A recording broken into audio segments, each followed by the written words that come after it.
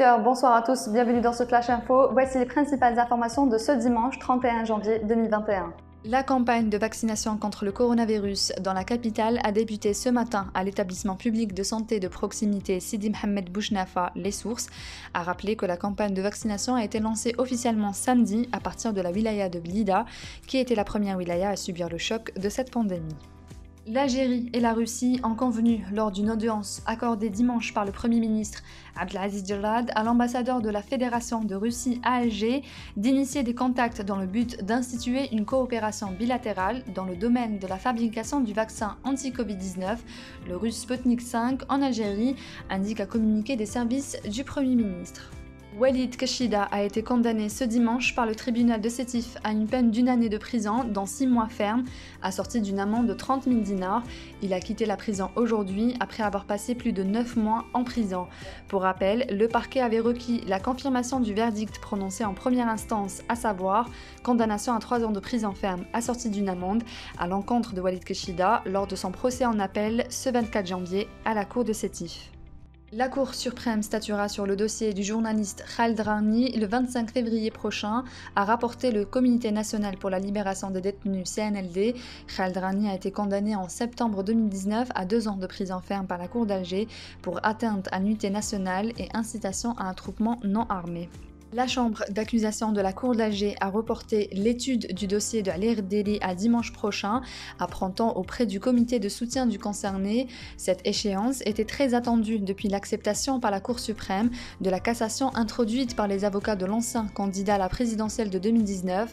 Cette haute instance de justice avait annulé la qualification donnée aux faits pour lesquels est poursuivi Erdeli, à savoir atteinte au moral des troupes de l'ANP en temps de guerre. Le procès en appel dans l'affaire de la société de fabrication et d'importation de médicaments GB Pharma, dans laquelle sont poursuivis les anciens premiers ministres Ahmed Ouyahia et Abdelmalek Sellal, ainsi que d'anciens ministres, a été reporté dimanche au 14 février prochain par la Cour d'Alger.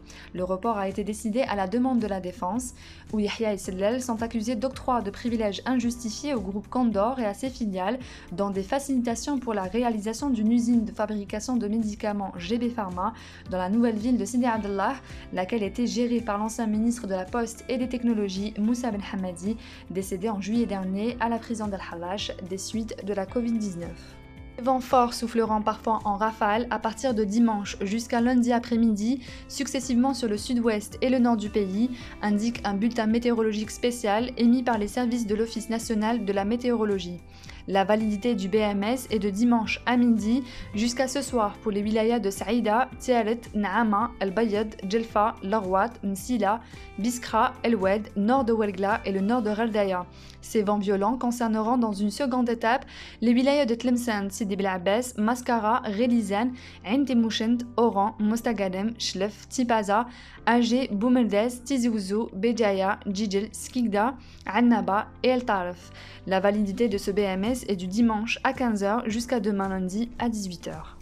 L'entraîneur du Mouloudia d'Alger, Nabil Nagriz, est convoqué pour demain lundi par la direction du club pour s'expliquer sur les derniers mauvais résultats de l'équipe dans le dernier match nul samedi face à l'US Biskra 1-1 au stade du 5 juillet dans le cadre de la 11e journée du championnat de la Ligue 1 de football. Pour le moment, nous n'avons pas l'intention de nous séparer de Nagriz, nous avons juste l'obligation de lui demander de redresser la barre, a déclaré à l'APS le président du conseil d'administration, Abdelnasser Almaz. Il ajoutera que personnellement, je n'ai pas apprécié la déclaration de Nagriz samedi à la presse concernant l'obligation de régulariser la situation financière des joueurs. Il est en train d'agiter les joueurs contre la direction, c'est irresponsable de sa part. C'est la fin de ce Flash Info, merci de l'avoir suivi. On se retrouve demain à la même heure sur notre page Facebook. Au revoir.